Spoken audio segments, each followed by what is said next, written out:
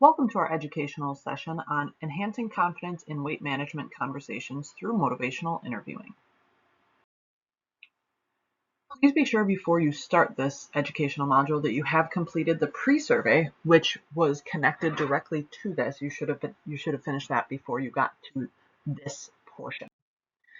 The learning objectives are to describe the principles of motivational interviewing, which will be referred to as MI, identify the 4 OARS communication tasks, differentiate between change talk and sustained talk, apply MI techniques during weight management discussions, and demonstrate increased confidence in initiating weight-related conversations. Why do weight conversations matter? I'm going to spend about 5 minutes talking about this and the next slide and go through the prevalence of obesity, the impact on health, provider discomfort in discussing weight, the barriers including fear of offending patients, time constraints, lack of training, previous unsuccessful counseling. And I want you to think about your last weight management discussion with a patient. What was the biggest challenge? Was it patient resistance, lack of time on your end, not knowing what to say, fear of damaging the rapport you have with the patient? So I want you to reflect on the last weight management discussion that you had and think about what your biggest challenge was. So we're going to give you a couple of minutes here to do that.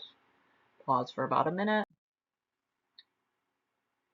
And now, what is motivational interviewing? It's a collaborative, person-centered communication style that's designed to strengthen a person's motivation and commitment to change. So we are trying to increase our patients' motivation by interviewing them and speaking with them with MI techniques. So the spirit of motivational interviewing has 4 components: compassion, partnership, acceptance, compassion, and evocation. So we are going to collaborate with our patients. We're going to accept them where they're at, provide compassion, and evoke a feeling and a motivation for them. So which response reflects the motivational interviewing principles and why? So response A, you really need to lose weight or your diabetes will get worse. Or response B, what concerns, if any, do you have about your current health? So decide which one reflects motivational interviewing principles and why. So take a minute for that.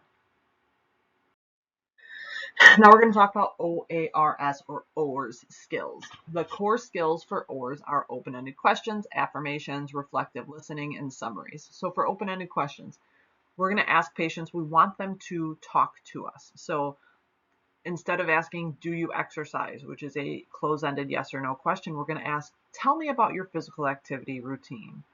For affirmations, even if a patient appears down on themselves for not achieving a goal or not doing something that they wanted to, we're going to provide affirmations. It's great that you've continued to walk despite how busy your schedule has gotten.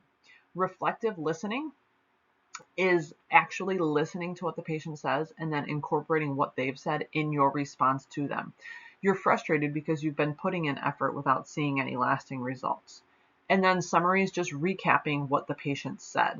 So at the end of the conversation. So it sounds like you are walking every day, and even when your schedule's gotten busy, you've continued to walk, but you're frustrated because you've been putting in the work and doing the walks and you're not seeing any lasting results. Did I get everything on that? You kind of just have to read the patient and where they are and meet them where they are. It might be difficult for some patients to go into detail when you're asking open-ended questions, or when you give them affirmations, they might doubt themselves and say, well, I could have done more, and so on. So it's important to meet the patient where they are. And now practice. You're interviewing a patient and they say, I know I should lose weight, but I'm just overwhelmed. Considering the OARS skills that we just reviewed, which response is best? You just need a better diet?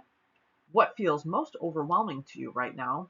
Or have you considered weight loss medication? So think on that for a minute, and then think on, once you select which answer is correct, which of the OARS skills is most reflected in that answer.